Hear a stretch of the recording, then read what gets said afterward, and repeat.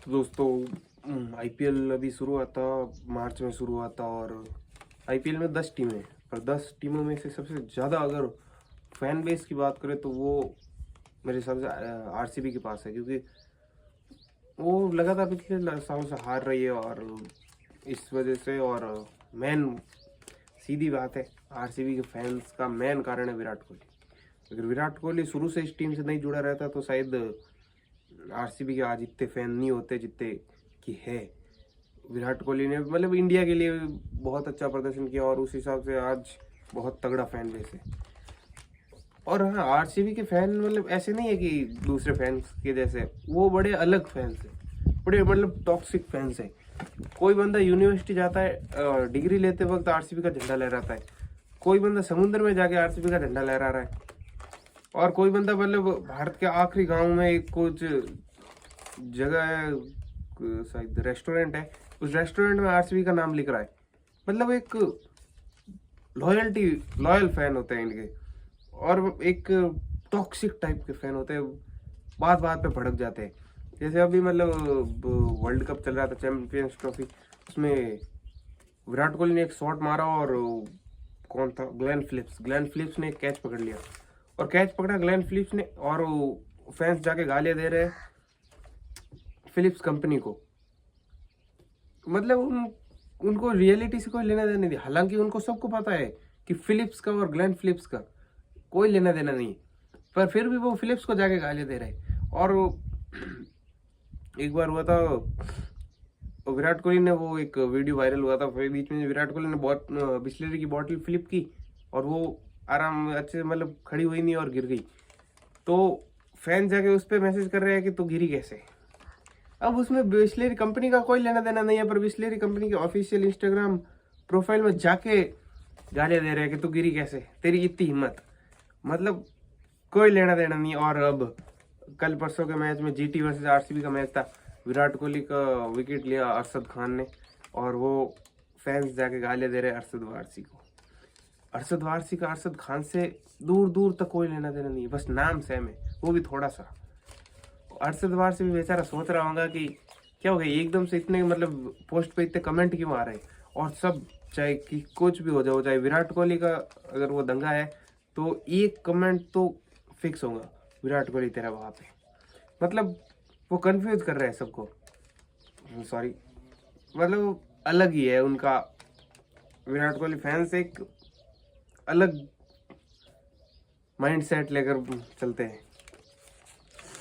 और अगर बात करें, आप आरसीबी फैन है, हाँ मैं भी आरसीबी फैन हूँ, तो आपके पास एक ऐसा दोस्त तो होगा जो सीएस के सपोर्टर है, या फिर हो सकते ज़्यादा है, पर एक तो ऐसा होगा जो सीएस के सपोर्टर है और आपकी उनसे बनती भी अच्छी है।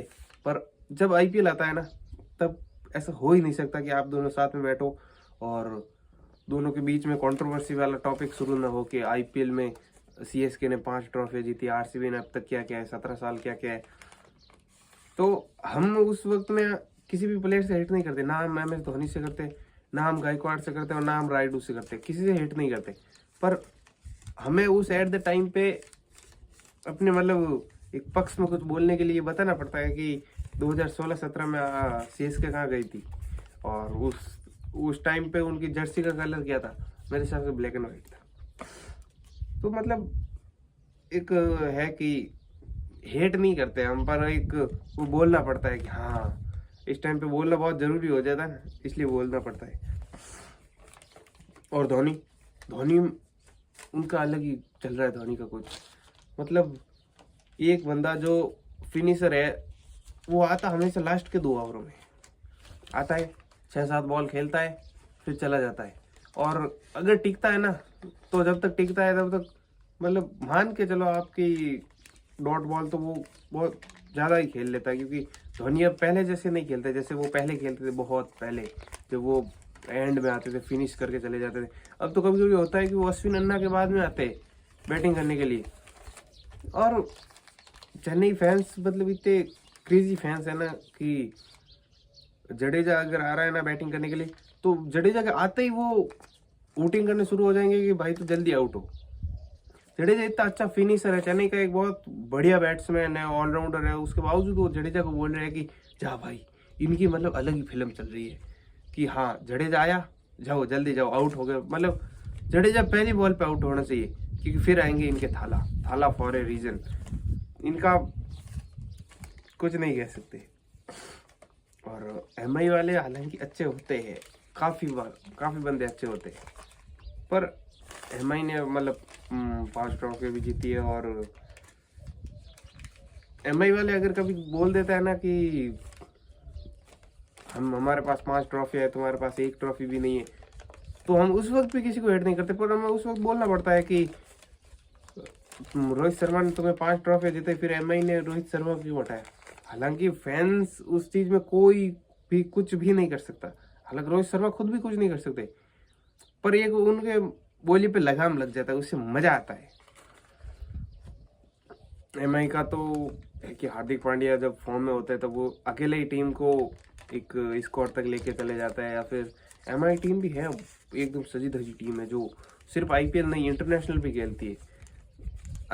एमआई से लगभग 5-6 प्लेयर इंडिया के लिए इंटरनेशनल खेलते हैं, और जो खेलता है वो इंटरनेशनल खेलते हैं। इस बार तो वो 3-4 का डेब्यूट भी हुआ था।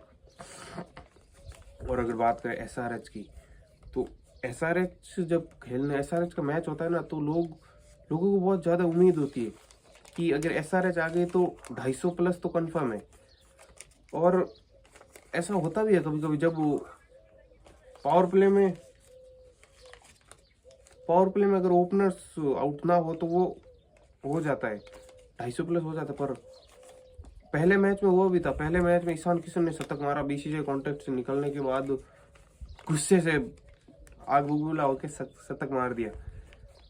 और उसमें उन्होंने 287 बनाए थे, और राजस्थान ने वापस 262 बनाए थे शायद। और जब तक संजू सैमसन और ध्रुव जुरैल खेल रहे थे, हैदराबाद वालों के गले में आ गई थी कि अब करे तो करे क्या, क्योंकि एक चांस तो ये लग रहा था कि अब राजस्थान जीत जाएंगे हैदराबाद से। पर फिर हैदराबाद के अगले 2-3 मैच वो बहुत बुरी तरीके से हाँ, हालांकि कुछ मीम भी बन रहे हैं कि जब तक नवरात्र है तब तक इन राक्षसों का राज नहीं चलेगा। एक तो यार देखो, मतलब फैंस की अपनी अलग प्रायोरिटी होती है कि हाँ ये बंदा मारेगा। अब ट्रेविस हेड है, इतना अच्छा खेलता है, इतना बढ़िया खेलता है हैदराबाद के लिए, उसके बावजूद लोग उसे दानव, राक्षस, तुल्ला ऐसी ऐसी उपाधियां देते हैं। वो मतलब शुक्र है उसको हिंदी नहीं आती, अगर हिंदी आती होंगी ना तो वो खुद भी आईपीएल कॉन्ट्रैक्ट से हट जाएगा। सोच रहे होंगे यार क्या क्या सोचते हैं लोग मेरे बारे में। हाँ, जब तक नवरात्र है तब तक ये चल तो नहीं रहे, पिछले 3 मैच हो गए, तीनों में नहीं चले। देखते नवरात्र के बाद अगर इनकी फॉर्म वापस आती है तब तो ये पूरी तरह से राक्षस ही है।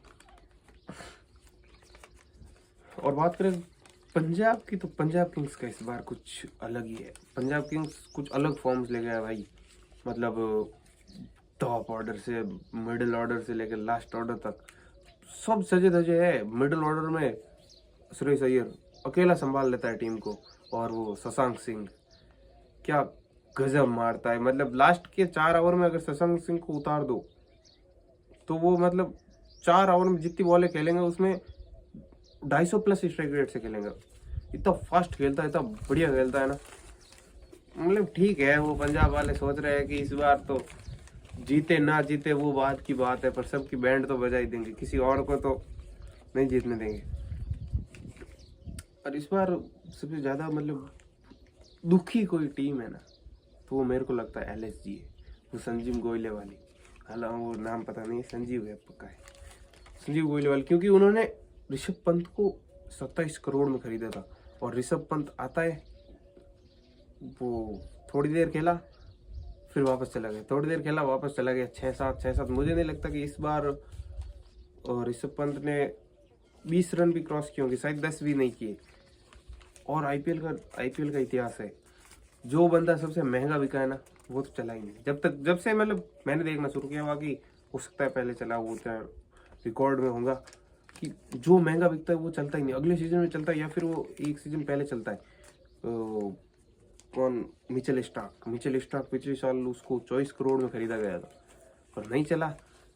और अब वो ट्रोल भी हुआ था पिछले साल, फिर इस बार दिल्ली की तरफ से खेल रहा है। मतलब एक बार उसने 5 विकेट हाल लिए हैदराबाद के खिलाफ, तो मीम्स बन रहे थे कि हैदराबाद वालों जब तक मैं यहाँ हूँ तब तक भूल जाओ, 300 पार तो भूल ही जाओ। और सही भी है, क्या सॉलिड बॉलिंग करता है ना। एक निकोलस पूरन को एक बॉल, हाँ निकोलस पूरन को एक बॉल डाली थी, निकोलस पूरन 70 पे था, बहुत बढ़िया फॉर्म है एकदम, मतलब स्टार्टिंग फॉर्म थी कि अब वो ये शतक पूरा कर लेंगे निकोलस पूरन। उस टाइम पे निकोलस पूरन को बोल्ड किया और उस पर मीम बना था, हुआ काफ़ी वायरल हुआ था। उसने कहा था कि गलती से इंटरनेशनल वाली बॉलिंग डाल दी। हाँ सही भी है, क्योंकि आईपीएल में इतने चलते भी नहीं इंटरनेशनल वाले, ऑस्ट्रेलिया वाले गजब ही है इंटरनेशनल में। तो चाहे मैक्सवेल ले लो चाहे हेजलवुड ले लो, इंटरनेशनल चले जाओ वो यहाँ परफॉर्मेंस होगी, और आईपीएल में चले जाओ यहाँ, हाँ थोड़ा डिफरेंस होता है, वो कभी कभी बहुत ज़्यादा डिफरेंस हो जाता है। इस बार हाँ टीम इस बार केकेआर भी अच्छी है, क्योंकि केकेआर में जो टॉप ऑर्डर थे वो पिछली बार फिल सॉल्ट थे जो इस बार आरसीबी में, पर इस बार केकेआर की ओपनिंग कुछ खास नहीं है, पर मिडिल ऑर्डर बढ़िया है जो टीम को संभाल लेता है। पिछली बार केकेआर को श्रेयस अय्यर ने जितवाया था, श्रेयस अय्यर को रिलीज कर दिया, श्रेयस अय्यर अब उसका बदला इन पे निकाल रहे हैं। मिचेल स्टार्क को पिछली बार 24 करोड़ में खरीदा था, पर उन्होंने 24 करोड़ लाई के कोई काम किए नहीं। तो अब केकेआर ने मतलब ज़्यादा दाव नहीं लगाया, वेंकटेश अय्यर पर बहुत तगड़ा दाव लगाया और पिछले मैच में चले भी है अच्छी खासी। पर आईपीएल की अलग ही कहानी, आईपीएल मतलब देखने से ज़्यादा उनकी मीम्स पढ़ने में, कंट्रोवर्सी देखने में मज़ा आता है। और अब आईपीएल अभी शुरू ही हुआ है और हमें ये उम्मीद हो गई है कि एक प्रायोरिटी सेट कर लिया अपन लोगों ने कि 200 प्लस तो होना ही चाहिए। अगर कोई भी मैच हो, अगर 200 प्लस नहीं हो तो हमें लगता है कि अरे यार इस मैच में मज़ा नहीं आया। 200 प्लस एक कंपलसरी हो गया, कंपलसरी। अगर हाँ अब तो है कि 250 प्लस भी कर देना तो भी कंफर्म जीत कंफर्म नहीं है कि आप जीतेंगे ही जीतेंगे। क्योंकि पिछले साल तो हुआ था, पंजाब का मैच था, पंजाब ने 262 रन को चेज कर लिया। कंफर्म कुछ नहीं है कि आप कितने रन बनाओगे तो जीत जाओगे, बस बैटिंग बॉलिंग दोनों स्ट्रांग होनी चाहिए। और सबकी अपनी अलग अलग दिक्कत है। और एक वो मीम्स बड़ा चला था, रियान पराग का फैन आता है मैदान में और पैर छूता है, तो नीचे कमेंट सेक्शन में आप बोल रहे हैं कि रियान पराग भी लाइक किसी को बताना मत हम दोनों मिले हुए। तो यार आप समझो उस बात को, रियान पराग अकेला बंदा जो असम को रिप्रेजेंट कर रहा है, असम की तरफ से अब खेलने वाला वो अकेला, मतलब एक अच्छे स्टैंडर्ड एक अच्छे हाई लेवल पे खेल रहा है, वो अकेला बंदा है। उसमें कुछ प्रायोरिटी तो होंगी, तब असम का कैप्टन है वो, और पिछले 2-3 मैच से राजस्थान का भी है। और वैसे देखो तो सबकी अपनी अलग अलग प्रॉब्लम है। Thanks for watching.